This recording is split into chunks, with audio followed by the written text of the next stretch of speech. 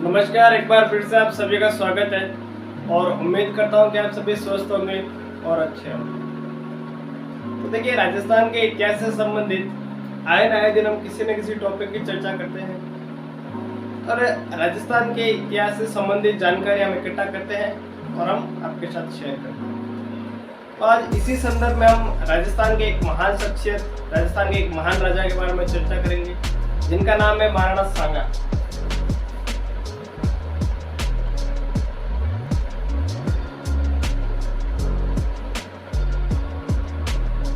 या इनको हम जानते हैं संग्राम सिंह के नाम से।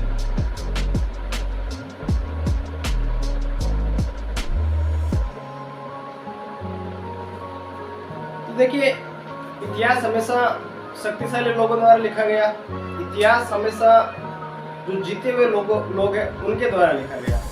जो जीते हुए लोग हैं उन्होंने अपने लगभग जो इतिहास है उन्होंने अपने मन मर्जी से लिखवाया था, या जो जीते हुए लोग हैं उन्होंने अपना इतिहास ज्यादा लिखवाया, जो हारे हुए लोग हैं उनका कम लिखवाया या उनको कम तरह आंका गया। तो इसी चीज का शिकार हुए थे अपने राणा सांगा। देखिए, हम इतिहास में महाराणा प्रताप को पढ़ते हैं तो महाराणा प्रताप को पढ़ते समय हम उनके बारे में केवल इतना जानते हैं कि उन्होंने हल्दी घाटी का युद्ध लड़ा था, वो अकबर से लड़ा था। राणा सांगा को भी हम जानते हैं कि बाबर से इन्होंने खानवा की लड़ाई लड़ी थी, लेकिन इनका इतिहास महज इतना नहीं है। जो हमारे दिल्ली में जो शासक था उसका जितना महत्वपूर्ण स्थान दिल्ली में था, तो हमारे राजस्थान में भी उतना का उतना महत्वपूर्ण स्थान हमारे राणा सांगा, राणा प्रताप। तो आइए आज हम पढ़ते हैं राणा सांगा के बारे में, जिन्हें हम संग्राम सिंह के नाम से भी जानते हैं।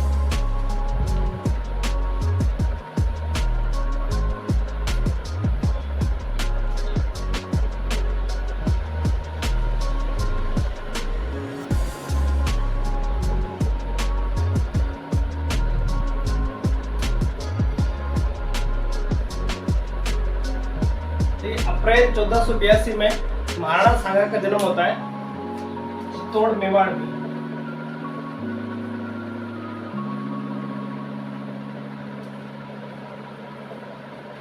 पिता रायमल।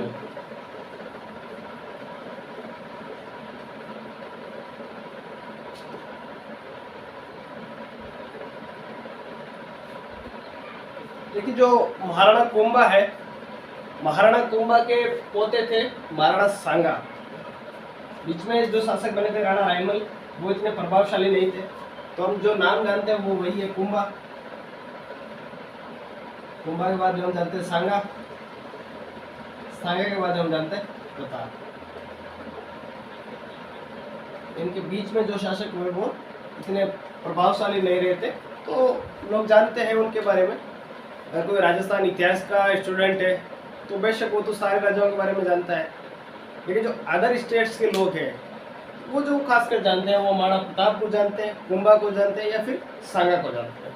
तो सांगा के बारे में आज हम विस्तृत पढ़ेंगे।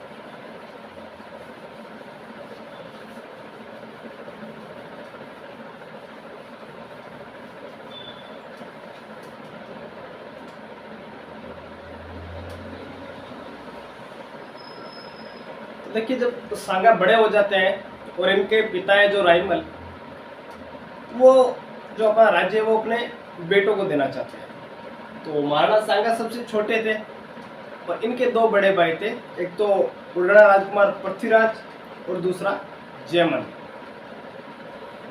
तो अपने पुरोहित के पास ये तीनों भाई पहुंचते हैं और ये जानना चाहते हैं कि राज्य किसका है, यानी कौन आदमी हम में से राजा बनेगा। तो ज्योतिष ने इनका हाथ देखा और भविष्यवाणी की कि जो राणा सांगा है या जो राणा संग्राम है वही मेवाड़ का अगला राजा बनेगा। तो ये सुना तो इनके जो दो भाई थे पृथ्वीराज और जयमल, ये दोनों इन पे टूट पड़े और राणा सांगा को घायल कर दिया। इनके एक चाचा थे सारंगदेव,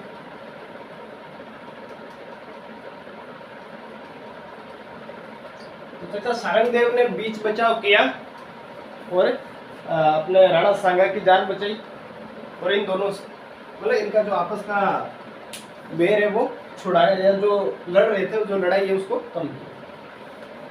कालांतर में जयमल भी मारा जाता है और पृथ्वीराज की भी मृत्यु हो जाती है।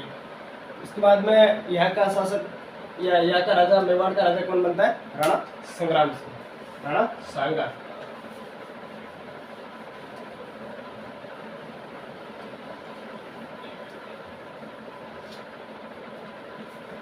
ये 1509 ईस्वी में मेवाड़ का राजा बना।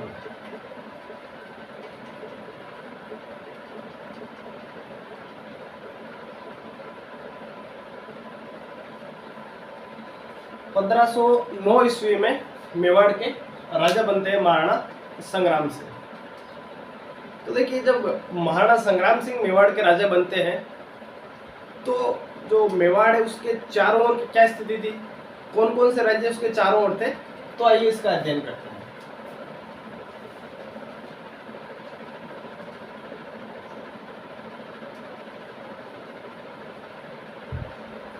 क्योंकि ये अपना यहाँ पर मेवाड़ था, इधर कौन है? दिल्ली, इधर कौन है? मालवा,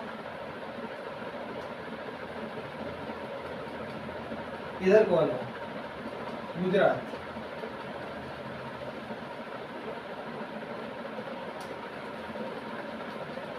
दिल्ली में शासन है लोधियों का, राजा इब्राहिम लोधी।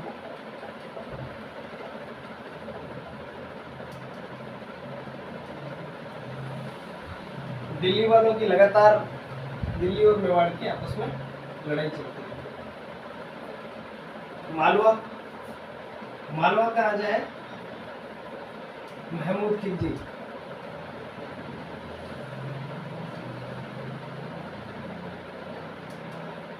महमूद खिलजी सेकंड। और गुजरात का राजा है अपने मुजफ्फर शाह।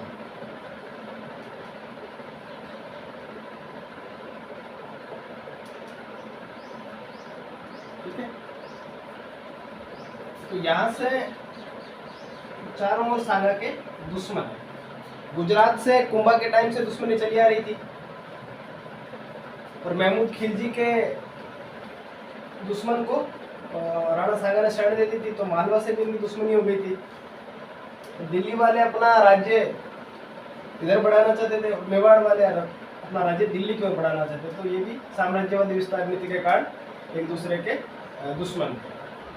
तो आइए एक एक करके पढ़ते हैं, एक बार समझ लेना इसको कि मेवाड़ है, मेवाड़ के चारों ओर इनका गुजरात, मालवा और दिल्ली।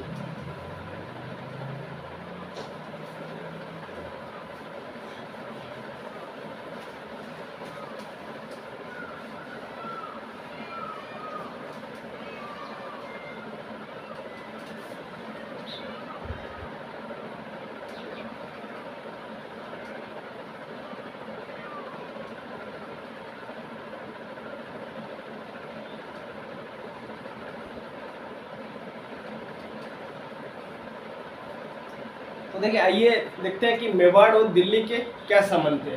मैंने जैसा बताया कि दिल्ली में किसका राज था? लोधी का। लोधी में राजा कौन था? इब्राहिम लोधी।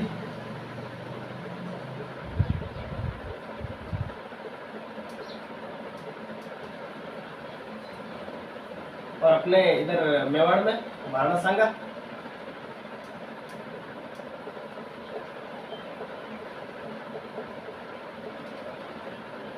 महाराणा सांगा और इब्राहिम लोधी के मध्य जो पहला युद्ध होता है वो कौन सा होता है? खातौली का युद्ध।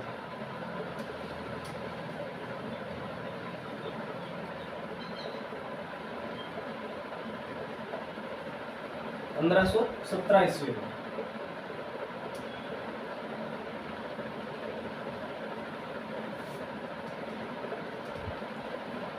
तो जो खातौली का युद्ध है, खातौली अपने एक जगह पड़ती है कोटा में।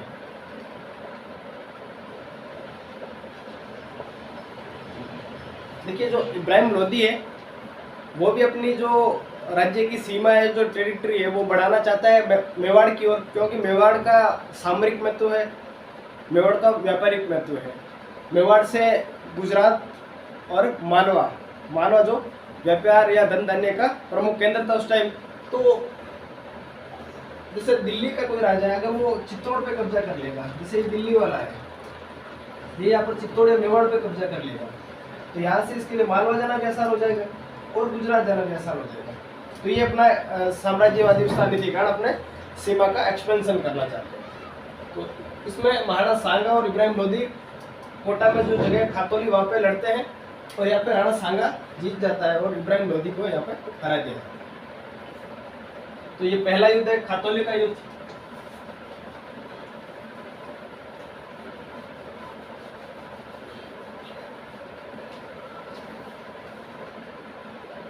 इसके बाद दूसरा युद्ध बाड़ी का युद्ध।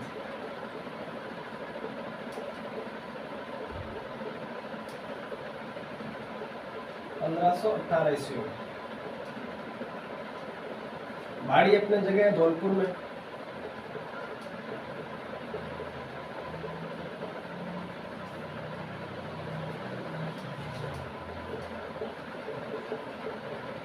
सांगा वर्सेस इब्राहिम लोधी।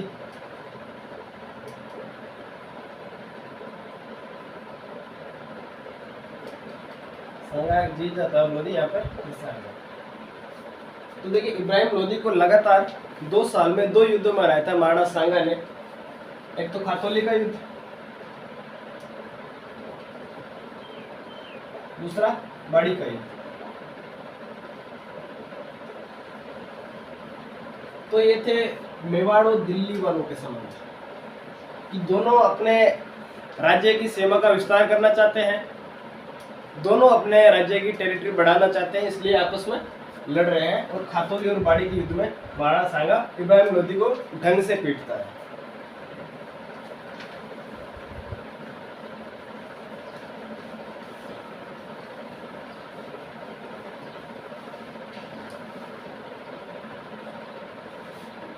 इसके बाद में हम देखते हैं मेवाड़ मालवा संबंध।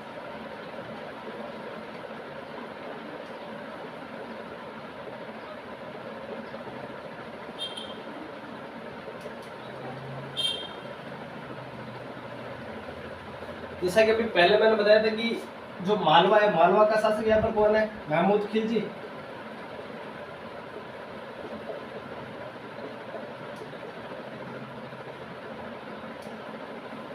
महमूद खिलजी द्वितीय कहाँ का शासक है? मालवा का।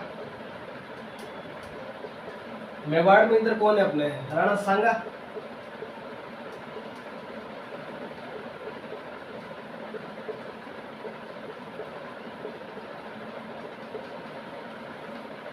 तो देखिए जो महमूद खिलजी फर्स्ट था और ये जो महमूद खिलजी सेकंड है, इन दोनों के जो बीच में जो राजा हुए थे वो राजा कुछ खास नहीं थे। वो मतलब अलग प्रवृत्ति के राजा थे। वो ना तो अपने साम्राज्य को बढ़ाना चाहते थे, वो एक अय्याश टाइप के राजा रहे होंगे। तो यहाँ पर जैसे शासक हुए थे ग्यास शाह, मुबारक शाह, तो वो एक खास राजा नहीं थे। तो जब राजा खास नहीं होगा, जब राजा पावरफुल नहीं होता है, तो उस राज्य के मंत्री पावरफुल हो जाते हैं। तो इस बीच में एक यहाँ का चंदेरी नाम की जगह है मालवा में, चंदेरी। चंदेरी का शासक मेदिनी राय।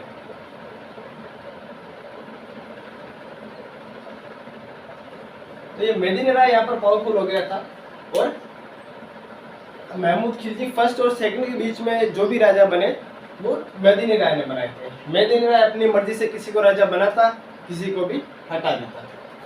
तो ये जो महमूद खिलजी सेकंड है, इसको भी किसने बनाया था? मेदिनी राय ने। लेकिन राजा बनने के बाद में इस महमूद खिलजी सेकंड ने मेदिनी राय की बातें माननी मना कर दी। मेदिनी राय बोलते कि भाई जो भी काम होगा वो मुझसे पूछ के किया जाए, मैं ही यहाँ का राजा हूँ। ये तो एक कठपुतली शासक है। लेकिन महमूद खिलजी ने ये बात मानने से इनकार कर दिया और महमूद खिलजी ने कहा कि मैं तुम्हें चंदेरी में भी नहीं रहने दूंगा। तो महमूद खिलजी चंदेरी पे आक्रमण करता है और मेदिनी राय को यहाँ से भगा देता है। अब महमूद खिलजी मेदिनी राय का दुश्मन बन गया और महमूद खिलजी का दुश्मन राणा सांगा है ही वैसे। तो मेदिनी राय चला जाता है राणा सांगा के पास और राणा सांगा इसको एक गागरोन की जागीर दे देते हैं, गागरोन।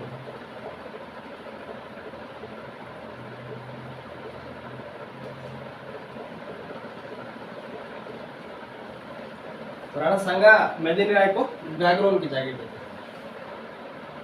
इसके बाद में हम जो युद्ध पढ़ते हैं वो युद्ध है 1519 में गागरोन का युद्ध।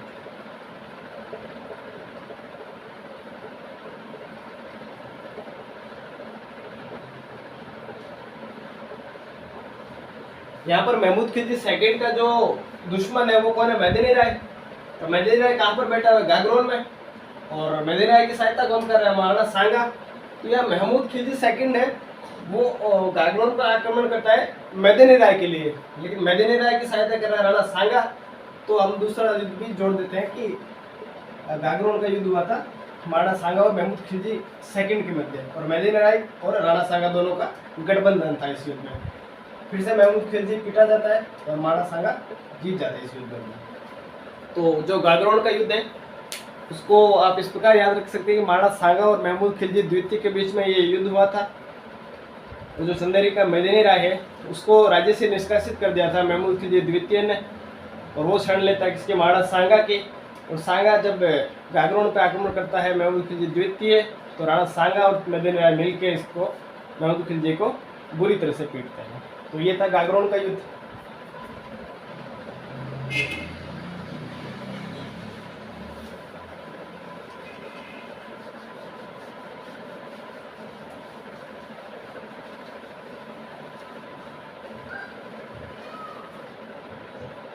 इसके बाद हम देखते हैं मेवाड़ गुजरात संबंध।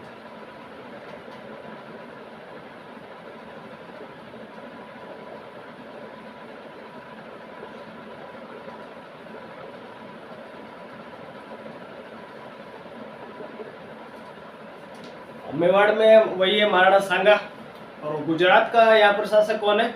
मुजफ्फर शाह। तो इनमें खास कोई दुश्मनी वैसे थी नहीं, लेकिन जो अपनी नागौर रियासत है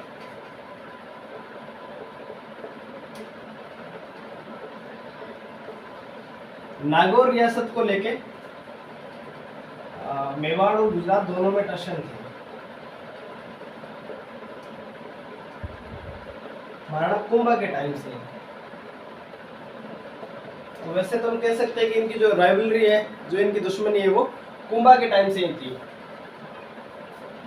क्योंकि यहाँ के उत्तराधिकार संघर्ष में जब नागौर का उत्तराधिकार संघर्ष चला था तो एक आदमी का साथ दिया था मेवाड़ वालों ने और एक आदमी का साथ दिया था गुजरात वालों ने। यहाँ पर जो उत्तराधिकार संघर्ष चला था वो शम्स खां और मुजाहिद खां के बीच में चला था। तो उस टाइम से ही मेवाड़ वाले बोलते थे कि नागौर का जो टैक्स है वो हम लेंगे, और गुजरात वाले बोलते हैं कि नागौर का टैक्स हम लेंगे। एक तो इनमें जो आपसी दुश्मनी है वो किसको लेके है? नागौर को लेके।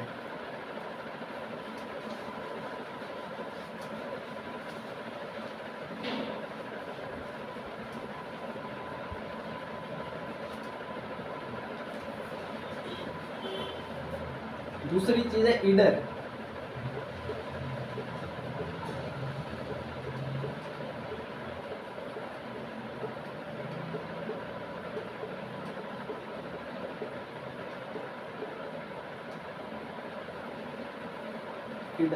गुजरात के पास, या गुजरात एक बड़ी रियासत थी, और गुजरात में ही एक और रियासत थी, कौन सी थी? ईडर।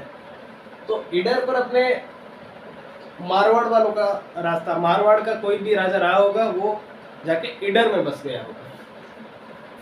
तो ईडर में दो आदमी लड़ रहे हैं उत्तराधिकारी के लिए, राजा बनने के लिए। एक है रायमल, एक है बारमल। तो गुजरात का जो राजा है मुजफ्फर शाह,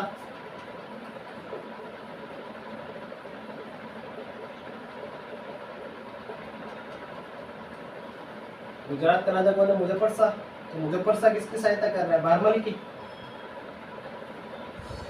तो मुजफ्फर शाह जब बारमल की सहायता कर रहा है तो यहाँ पर रायमल अकेला पड़ गया। रायमल किससे जाके मिलता है? राणा सांगा से।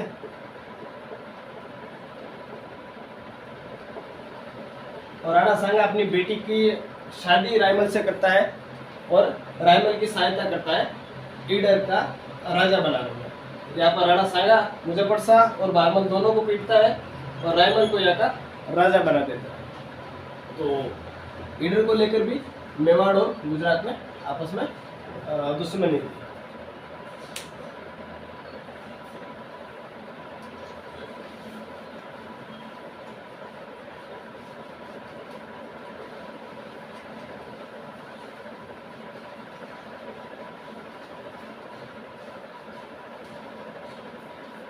तो देखिए, जब ये चीज़ें हो रही थी तो कालांतर में घटनाक्रम परिवर्तित होते रहे और भारत के आसपास के राज्यों में भी सत्ता परिवर्तन और ये चीज़ें होती रही थी। तो एक जगह थी उज्बेकिस्तान।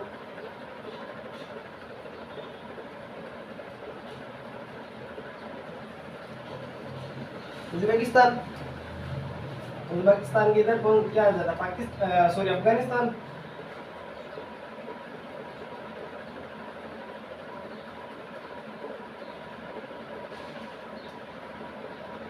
फिर वर्तमान का पाकिस्तान और इधर आ जाता अपना भारत। तो उज्बेकिस्तान में एक आदमी राजा बनने का प्रयास कर रहा है और उसको उसके रिश्तेदार या जो उसके चाचा और ताऊ है वो लगातार मार रहे हैं और उसको वहां का राजा नहीं बनने दे रहे। आदमी का नाम है बाबर। उज्बेकिस्तान में जहाँ कौन सी जगह में रहता था, समरकंद में।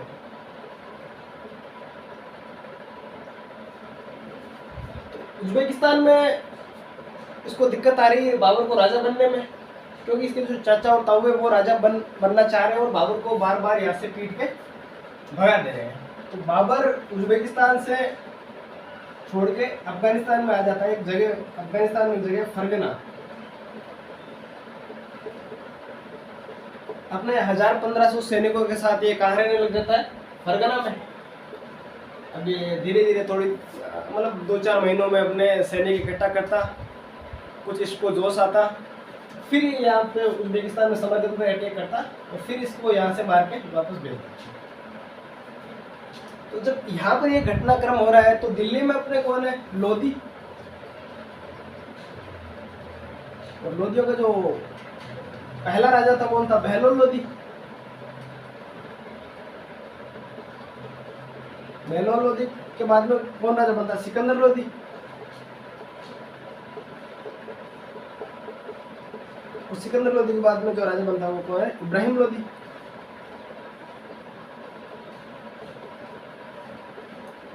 तो देखो, जो लोधी थे वो एक तरह के व्यापारी थे, घोड़ों के व्यापारी थे। वो भी लोधी कौन थे, अफगान थे। वो कहाँ के थे, अफगानिस्तान के। तो लोधियों में एक ऐसी व्यवस्था थी कि एक आदमी को राजा तो वो बना देते थे, लेकिन वो सबको समान मानते थे कि एक आदमी राजा है, लेकिन सब एक मतलब समानता का जो अधिकार आज मानते हैं, लोधी उस टाइम भी मानते थे कि सारे जो देश की प्रजा है, जो राजा है वो समान है। तो बहलोल लोधी तो जमीन से जुड़ा हुआ आदमी था, लेकिन जब सिकंदर लोधी राजा बनता है तो उसका तो बाप भी राजा था, तो उसमें थोड़ा एटीट्यूड आया। और सिकंदर लोधी जब इब्राहिम लोधी राजा बनता है तो इब्राहिम लोधी का तो दादा भी राजा है और बाप भी राजा है, तो इसमें तो एटीट्यूड आना लाजमी हो गया। तो ये खुद को बड़ा मानने लग गया, और ये खुद को बड़ा मानने लग गया तो यहाँ पे इसके जो चाचा है, इसकी जो प्रजा है इसकी, उसने मतलब बेइज्जती तौहीन करना शुरू कर दी। तो इब्राहिम लोधी के चाचा थे आलम खां लोधी और दौलत खां लोधी।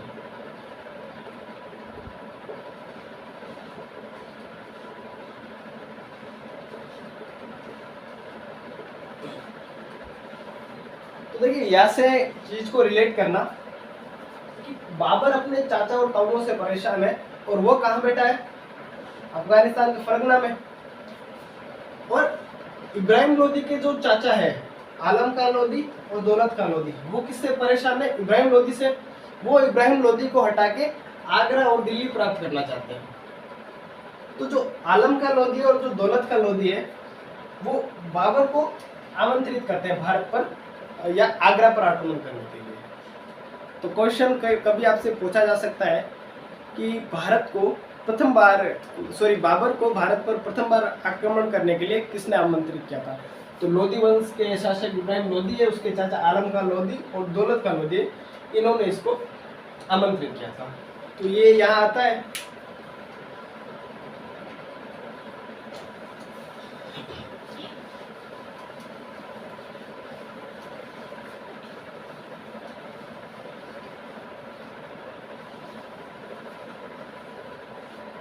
देखिए, जो भी अपने मुस्लिम जो राजा थे वो प्रत्यक्ष रूप से किसी युद्ध में नहीं गए थे लड़ने। वो बाहर से डायरेक्शन देते थे कि आप ऐसे लड़ लो, आप ऐसे लड़ लो, ठीक है। तो वो प्रत्यक्ष रूप से कम ही जाते थे। लेकिन इस बार कंडीशन दूसरी है। बाबर इधर फरगना से चल रहा है। फरगना से कौन चल रहा है? बाबर।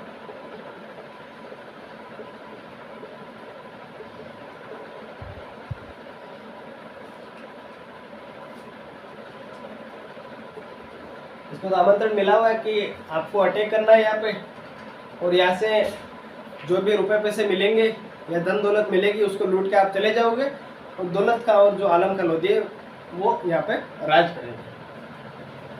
दिल्ली में अपने इब्राहिम लोधी।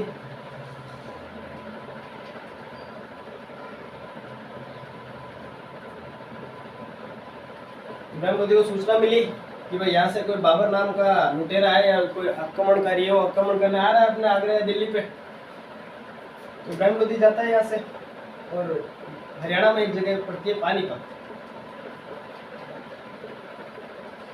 तो पानीपत की प्रथम लड़ाई है।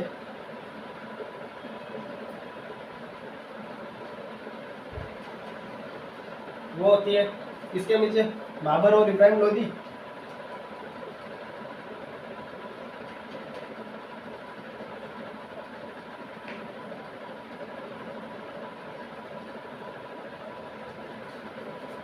इब्राहिम लोधी को यहाँ पर मार दिया जाता है और बाबर यहाँ पर जीत जाता है। तो बाबर जीतने के बाद बाबर का मन बदल जाता है कि भाई हम फरगना और समरकंद में एक एक दो दो चार चार 10-10 पैसों के लिए हम मोहताज रहते हैं। आए दिन हम आक्रमण करते हैं, लूटते हैं, जनता को लूटते हैं। बाबर का यहाँ पर मन बदल जाता है। यहाँ पर तो करोड़ों अरबों में रुपए थे। तो बाबर एक दिन अपनी डायरी में लिखता है कि अब हमें भिखारियों जैसे दिन, या समरकंद या फरगना में भिखारियों जैसे दिन हमें, या अफगानिस्तान की गरीबी में हमें फिर नहीं चाहिए। बाबर यहीं पे रह जाता है और आगरा और दिल्ली पे कब्जा करता है।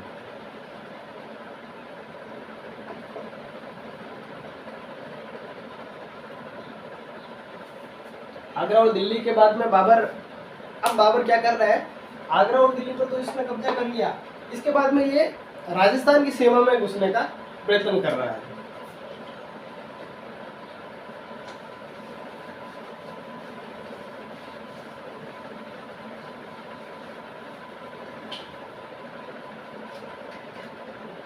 अपने भरतपुर में एक जगह है बयाना।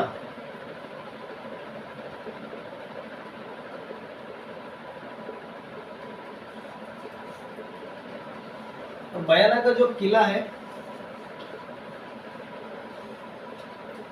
बयाना के किले पे बाबर ने कब्जा कर लिया और यहाँ पर अपना एक बंदा बैठा दिया, महंदी ख्वाजा।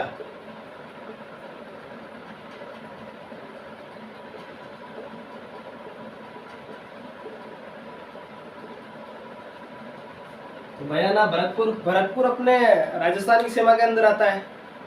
यहाँ से राणा सांगा को ये बात खटकी कि भाई तू राजस्थान की सीमा के बाहर जब तक लड़ रहा था तब तक तू सही था, लेकिन अब तो हमारी टेरिटरी के अंदर आ रहा है, तो ये तो मतलब ईगो को हर्ट करने वाली बात हो गई। तो राणा सांगा यहाँ से चलते हैं युद्ध के लिए।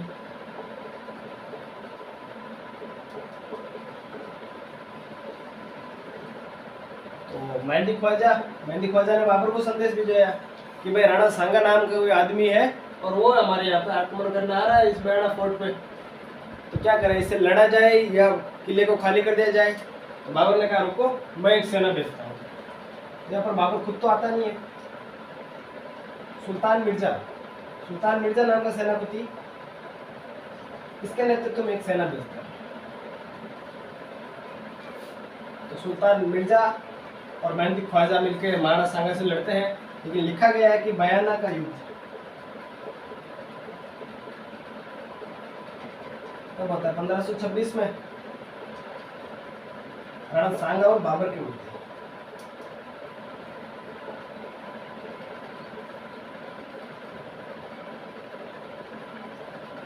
राणा सांगा जीत जाते हैं और बाबर इसमें भी बाबर को हरा दिया जाता है।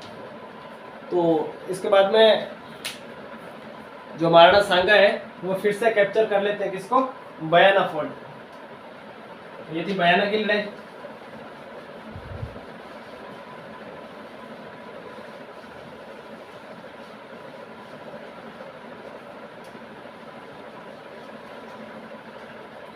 तो देखिए बयाना और आगरा, क्योंकि उस टाइम जो अपने मुगलों की राजधानी कौन सी थी? आगरा।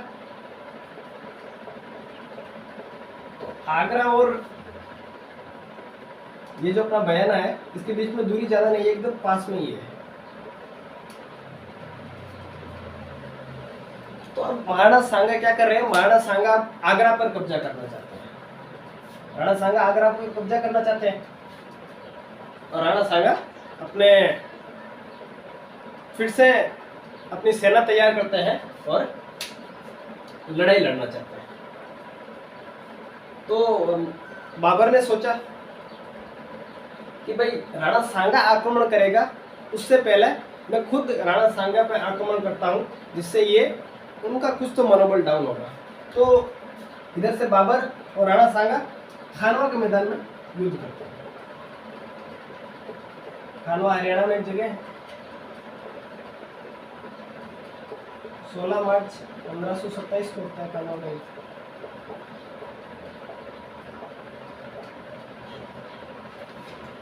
तो देखिए खानवा का युद्ध हर एग्जाम पर्सपेक्टिव से इम्पोर्टेंट है, तो खानवा का युद्ध के बारे में हम जानते हैं।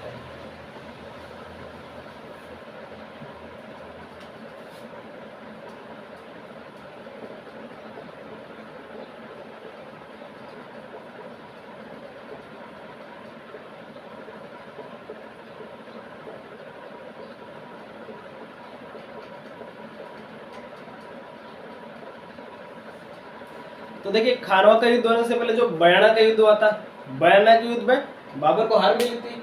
तो इससे बाबर के जो सैनिक थे वो हतोत्साहित थे, उनमें उत्साह बिल्कुल नहीं था। और एक दिन बाबर ने कहा कि मतलब इस डेट को हम खानवा के युद्ध में महाराणा सांगा से लड़ाई लड़ेंगे। तो बाबर ने अपने सैनिकों से पूछा कि हाउ वाज द जोश? तो सैनिकों ने सीधा रिप्लाई दिया कि लो सर। तो जोश तो लो होना ही था, क्योंकि अभी जस्ट 15-20 दिन पहले कोई सा युद्ध आ रहे हैं। तो यहाँ पर बाबर एक चाल चलता है। बाबर क्या करता है? यहाँ पे जिहाद करता है।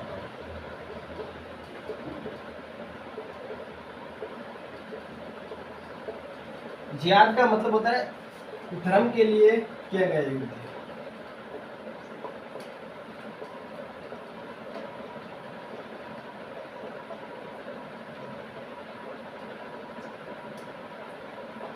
बाबर बहुत ज्यादा दारू पीता था, तो बाबर ने शराब नहीं पीने की कसम खाई पहले तो। शराब नहीं पीऊंगा। मुसलमान व्यापारियों के ऊपर से एक तमगा नाम का कर है वो उठाते हैं।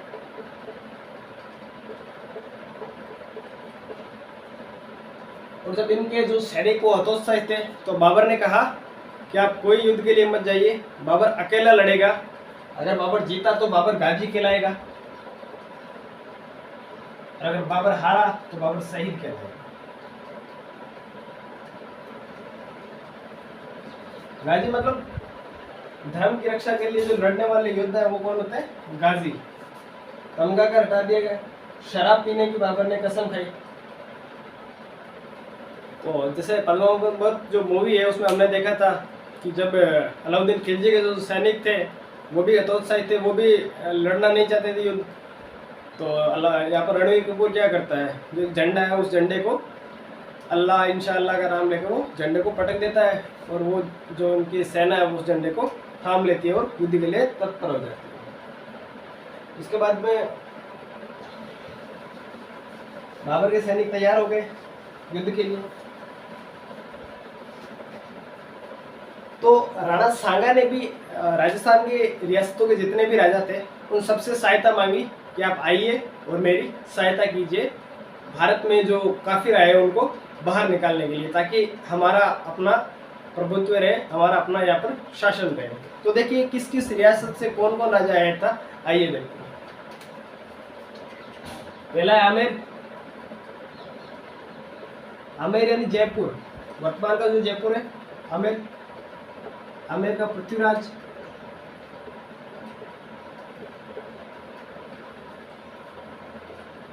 बीकानेर।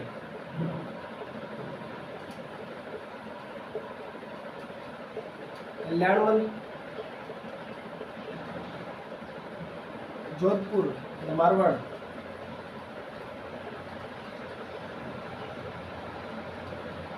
मारवाड़ का राव मालदेव।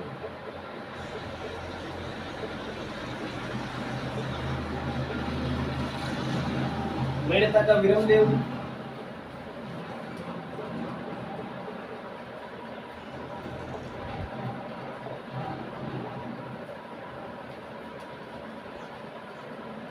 और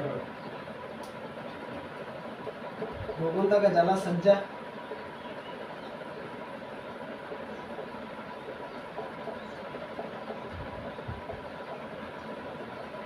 सादड़ी का जाला अज्जा।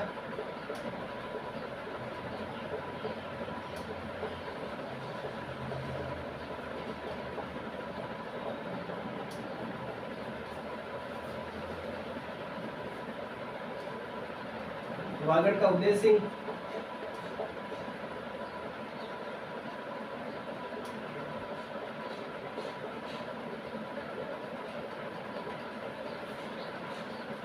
मेवात से हसन का मेवाती।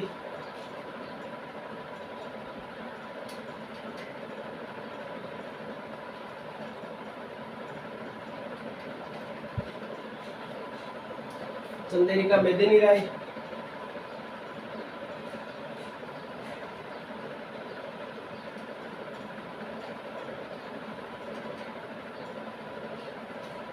लोधियों के राजा इब्राहिम लोधी का भाई महमूद लोधी।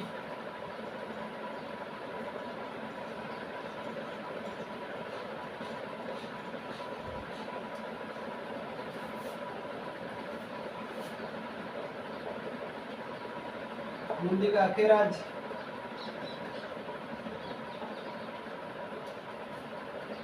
तो देखिए इतने लोग थे जो महाराणा सांगा की सहायता के लिए आए थे। आमेर से कौन आया, पृथ्वीराज। बीकानेर का कल्याणमल। बीकानेर का जो कल्याणमल है यहाँ का राजकुमार है, जो यहाँ का राजा है वो कौन है, राव जेत सिंह। मारवाड़ का राव मालदेव राजा है यहाँ का, राव गांगा। बूंदी का अखेराज। वागड़ का उदय सिंह। सादड़ी का झाला अज्जा। गोगुंदा का झाला सज्जा। मेड़ता का विरमदेव। मेवात का हसन का मेवाती। चंदेरी का मेदिनी राय। लोधियों का राजा महमूद लोधी। और हरावल में जो रहते हैं चुन्नावत, रतन सिंह चुन्नावत।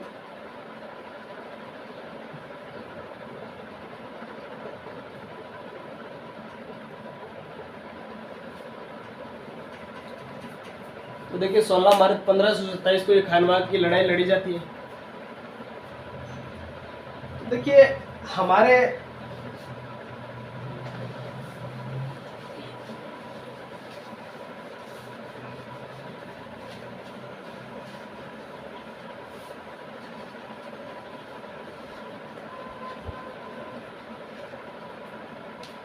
देखिए हमारे जो राजा युद्ध लड़ते थे वो उनकी पुरानी युद्ध पद्धति थी, वो युद्ध के नियमों का पालन करते थे, युद्ध की जो परंपराएं उनका पालन करते थे।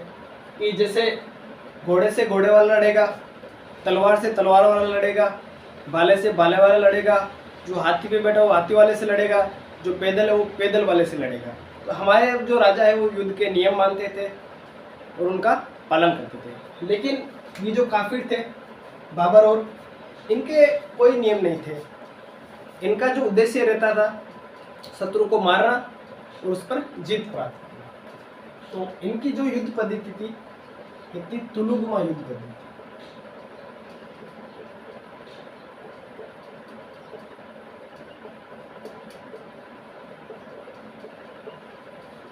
क्वेश्चन कभी पूछा जा सकता है कि महाराणा सांगा और बाबर के बीच हुए खानवा की लड़ाई में बाबर द्वारा प्रयोग की गई युद्ध पद्धति का नाम था तुलुगमा युद्ध पद्धति।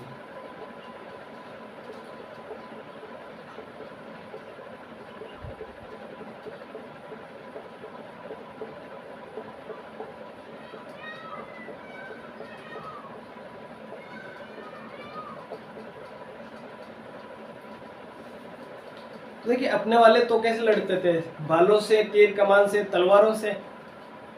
तोपे तो अपने वाले लोगों ने देखी नहीं होती, वो तो आमने सामने की लड़ाई लड़ते थे।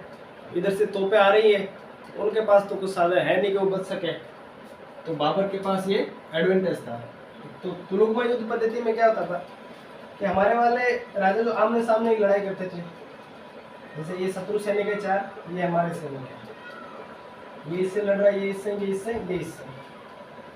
लेकिन बाबर वाले क्या कर रहे थे, जैसे ये इधर से लड़ रहा है, ये हमारे सैनिक है, तो ये तो लड़ रही है, एक इधर से और रिजर्व टुकड़ी आती थी, एक इधर से रिजर्व टुकड़ी आती थी, तो शत्रु सेना को तीन ओर से घेर कर मारना क्या होता है, तुलुगमा युद्ध करते थे।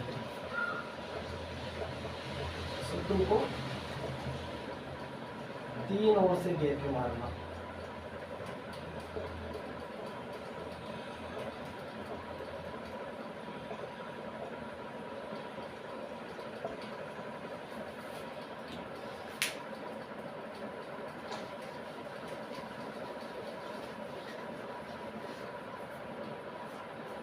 देखिए मैंने पहले भी बताया था कि जो ये काफ़ी राजा थे जो बाहरी मुस्लिम आक्रमणकारी थे, वो क्या करते थे, वो प्रत्यक्ष रूप से खुद लड़ाई नहीं लड़ते थे। इनके जो मतलब सेनापति वगैरह थे वो लड़ते थे और ये पीछे रिजर्व टुकड़ी में बैठे रहते थे। लेकिन अपने जो राजा है वो अपने सैनिकों का जोश बढ़ाने के लिए उनके साथ लड़ते थे, जैसे एग्जाम्पल के लिए।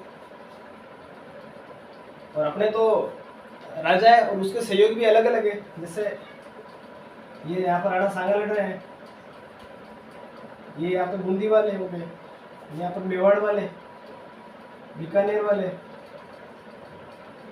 मेवात वाले, यहाँ पर मान लो महमूद लोधी की सेना है, यहाँ हसन का मेवाती की है। जैसे इतने तो आदमी थे जो महाराणा सांगा की सहायता करने के लिए आए थे।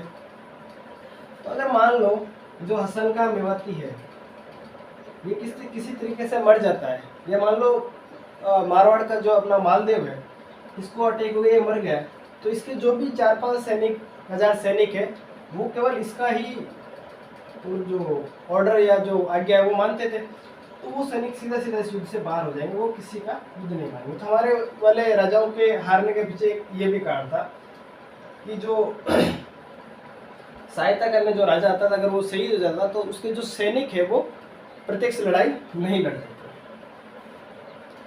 तो यहाँ पर कैसा होता है कि महाराणा सांगा जो हाथी पे बैठ के लड़ते हैं, महाराणा सांगा को एक तीर आकर लगता है और तीर में वो जो हाथी के ऊपर बैठने का ओहदा होता है उसमें वो गिर जाते हैं। जब सैनिकों ने देखा कि अपना राजा भी घायल हो गया तो पूरी जो युद्ध क्षेत्र है उसमें फैल गया कि महाराणा सांगा की मृत्यु हो गई।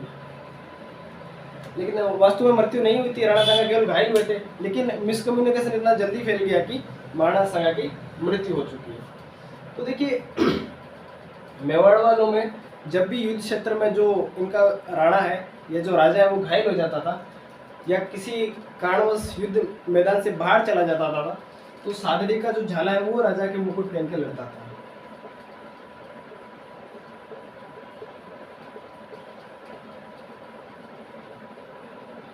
सादड़ी का झाला कौन है? अज्जा।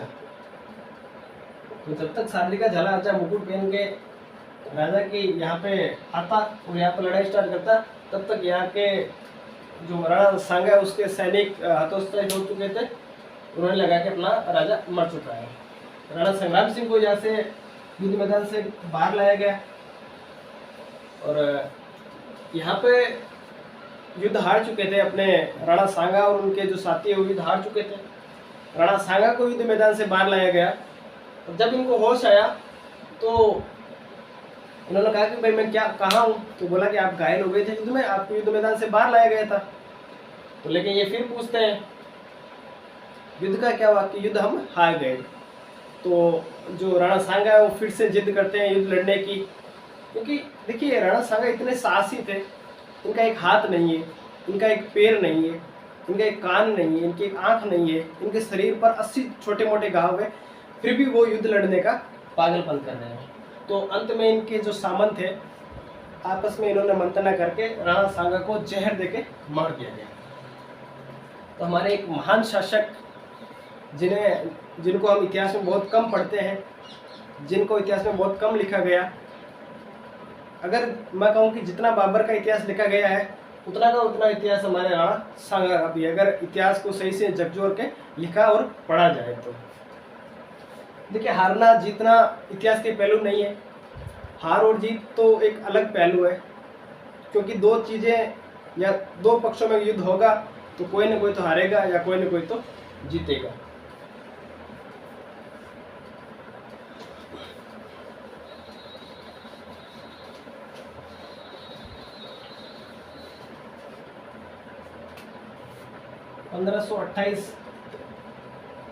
जनवरी 1528 में राणा सांगा की मृत्यु हो जाती है। बसवा जगह दौसा में,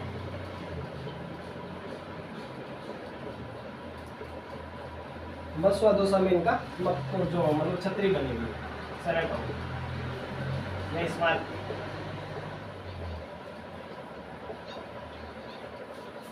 तो खानवा का युद्ध, खानवा के युद्ध के बाद में मुगल सत्ता का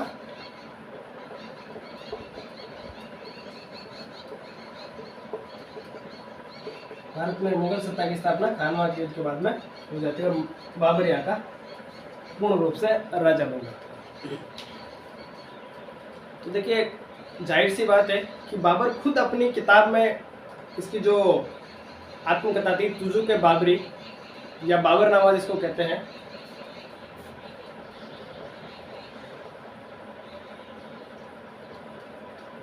बाबर खुद लिखता है या तुजुक के बाबरी,